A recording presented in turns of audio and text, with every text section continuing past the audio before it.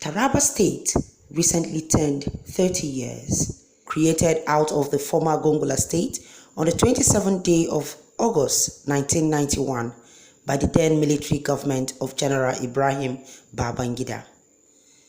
Bounded in the west by Nasarawa and Benue State, northwest by Plateau State, north by Bauchi and Gombe State, northeast by Adamawa State, east and south by Cameroon. Taraba State lies largely within the middle of Nigeria. In an exclusive chat with ZT Online News, a member of the Northeast Development Commission and an elder statesman of Taraba State, Chief David Sabo Kente, talked about his dream Taraba State as he recalls with nostalgia the news of the state creation 30 years ago. Actually, 30 years ago, the federal government decided to grant the agitation for the creation of Taraba State. I remember vividly, I was in Mubi, then in the then Gongola State, when the news came, and I was so happy with the news. And I was also very eager to come back to Taraba as our own state. Yeah. And it's been a mixed bag all through from that time to today. We are 30 years old today, and we have gone a little forward, but the speed is so low that some of us are a bit bothered. All right, so if you say the speed has gone low, I was going to ask you basically what your dream Taraba is, but you preempted my question already.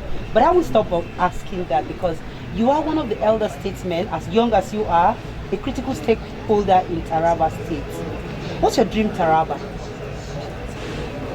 I thought in 30 years of existence, you imagine giving birth to a child from day one to 30 solid years. By 30, one is supposed to have been well developed, because I know I graduated from the university at the age of 25. I did my NYSC. By 26, I had finished my NYSC. So I imagine finishing my NYSC at 25, 26, and then 4 years added to it would have given me, by 30 years of my life, I was already very, very comfortable, influential, and I was good. So I imagine a state that was created 30 years ago, still trying to manage as if we're even at the toddling stage, as if we are still toddlers. So it's an unfortunate situation. And I think we need to do more than we have done in the coming years. I think the fault of the underdevelopment comes from the entire populace, all the strata, because when you blame the elderly ones or the elites, the political elites of the state, you should also blame the followers. Blame the followership, because the followership are responsible for electing their leaders. Sure. And therefore you can't blame the leadership entirely without the followership. I think it's a mixed bag. We're all involved in this, from the highest to the lowest. We have made quite a lot of mistakes, and we pray going forward we should be more serious. All right, being more serious is very close now, because very soon we would start in the electioneering for the 2023 elections. Oh, by the way, let me ask. I have seen rumors, or heard rumors rather, and seen posters by speculations. Today we have you right in front of us. Would we be privileged to hear from you? Are you contesting the governorship of Taraba State come 2023? Yeah, I think that's a very good question. I think the elections are still a bit far from now. I can tell you that consultations are still going on. because let me not say I am contesting, and then along the way I decide not to contest. And also let me not say I'm contesting, so that people will besiege my Residence, my or your residence offices. and my office To distract and, you. Exactly. Sure. So it's, contesting is a product of consultation. We are talking to ourselves within our party. We have people agitating within our party. But I think the handwritings are very clear that if God keeps us alive, we'll try. I'll be trying it for the third time. Very well. We'll try it for the third time. If people finally give me a note to go ahead. Wonderful. Then we wish you luck if that comes true. What would be your reason for coming in, just in case you take off that nod to yield to your people's wishes to contest the 2023 elections? Yeah, like I said, a lot of mistakes have been made. Leadership is what people prepare for. Once you are not prepared for leadership and it comes, you have virtually nothing to deliver. It's like we have had this issue over and over in Taraba. Most of our leaders did not prepare for leadership. What I mean by getting prepared for leadership is for one to be able to vie for leadership of a governor of a state. There are stages of preparation you need to make. Sure. You need to have traveled wide, you need to have a blueprint, you need to have economic capacity. Why things are even worse now is that we have elected people who wait for end of month to get subvention from the federation account, disburse and spend and nothing else. I think by the situation on ground now, you should know that Taraba deserves an entrepreneur, people with economic capabilities, people that can look inward to generate income within the state, be able to, people that have capacity to bring our people together, to unite Christians and Muslims, to unite all the tribes, and give the economy of the state, give it a private outlook. Only viable establishments should exist. People should be able to generate enough within, even pay salaries. And that is what I've done since I retired. My private enterprise, I pay salaries virtually every month. It's not been easy, but I'll tell you, I have been able to keep to that, because personnel emolument of a state is not something you play with. At the end of the month, you should pay them their salary, you should pay gratuity, you should have programs for the retirees. The retirees. You should have programs for the youth. You should have programs for the women who are the drivers of the economy of every country or every state. You should have a blueprint that would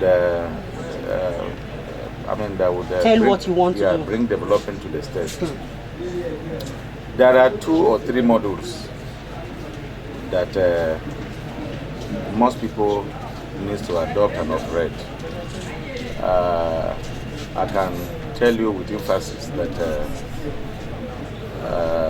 our first governor, Joli Nyami, operated a 50-50 model. By 50-50 model, we mean 50% welfareism and 50% infrastructure. When Dambaba came, he tilted it a little towards infrastructure. He operated 70% infrastructure and 30% welfareism. I have a model that I don't want to disclose. I'll be coming to operate a model, the best model. Wonderful. That will make everybody happy. A model that will make the economy to grow. A model that would keep everybody on his feet. All right, you deliberately skipped the current administration, not wanting to sound like a rival? No, not really. You don't want to assess to the end of the tenure? Why I'm a bit adamant is that I don't know the model we're operating currently, because the Tourism is not there. The infrastructure is also not there. So I don't know how to describe the model. And this might have been occasioned by the economic situation in the country, the fall in the revenue of the country, the answers protest, the restiveness in the northeast. There are many factors that must have created this current model that we can't describe. But I assure you, once I'm given the opportunity, I'll bring a model that you won't believe. The model must work, and it will work very, very well. Well, Tarabans, I hope you're listening. If you have not made a choice yet, he's already selling out himself. We'll wait for the electioneering to start to get more of those details about the models, like you did say. Now, finally, the whole world will be watching us via the social media. So they may want to know, you did talk about Taraba being so enticing and able to generate revenue internally. What are those very attractive ventures of Taraba State? I will tell you, as a private enterprise, as a private entrepreneur, Taraba has a lot of potentials.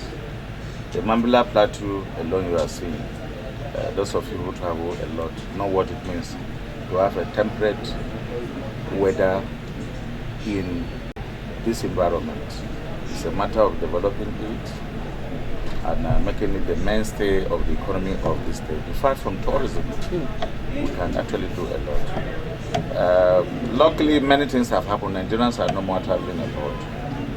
Nigerians are looking for where to travel to. So you imagine having to develop the Mambila Plateau, make it a major resort center. A lot of things can be done there. And mark you, we are blessed with a lot of mineral resources. We have quite a lot. Currently, they have been illegally mined without records being kept. I tell you, from tourism and our mineral deposit alone, the commercial activities in this state can be enhanced to a level of, to an unbelievable state. And I'm a politician. There are some of the things I have to keep to myself until the people give me the mandate. Or maybe when we go around for the electionary campaigns, we'll now open up on the data available. Wonderful. Yes. So thank you very much, sir, for granting us this interview within your very busy schedule. And we do wish you well in your venture, and may your dream Taraba come true. Thank you very much too. Thank you, viewers. Known by many as DSK, David Sabo Kente also stopped by his hometown of Wukari, where a crowd of his admirers struggled to catch a glimpse of him as he made his way to the party office.